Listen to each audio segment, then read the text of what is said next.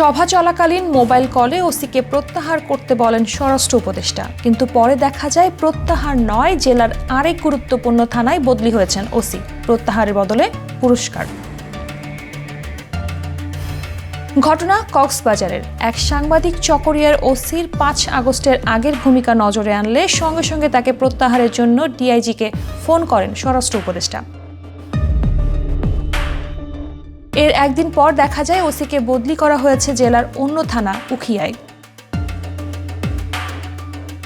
স্বরাষ্ট্র উপদেষ্টার নির্দেশের পরও ওসি মঞ্জুরুল কাদের ভূঁইয়াকে প্রত্যাহার না করে কক্সবাজারের আরেকটি গুরুত্বপূর্ণ থানা উখিয়ায় বদলি করা হয়েছে। এমন ঘটনায় সামাজিক যোগাযোগ মাধ্যমে ক্ষোভ প্রকাশ করেছেন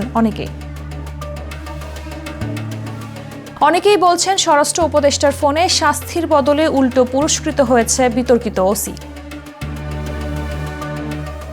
এর আগে গত 28 জানুয়ারি চকরিয়া থানার ওসি মঞ্জুর কাদের ভূঁইয়ার বিরুদ্ধে মামলা করেন এক সংবাদকর্মী। তিনি অভিযোগ করেন, সংবাদ প্রকাশের জেরে তাকে তুলে নিয়ে নির্যাতন ও মিথ্যা মামলা দেন ওসি মঞ্জুর। বিভিন্ন অভিযোগে এর আগেও বেশ কয়েকটি মামলা আছে ওসি মঞ্জুরের বিরুদ্ধে।